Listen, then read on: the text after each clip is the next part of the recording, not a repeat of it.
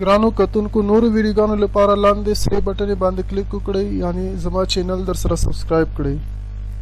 او ورسره په ګنګړي باندې هم کلیک وکړئ ترڅو د نوي ویډیوګانو خبرتیا تاسو ته په اسانۍ سره درکړي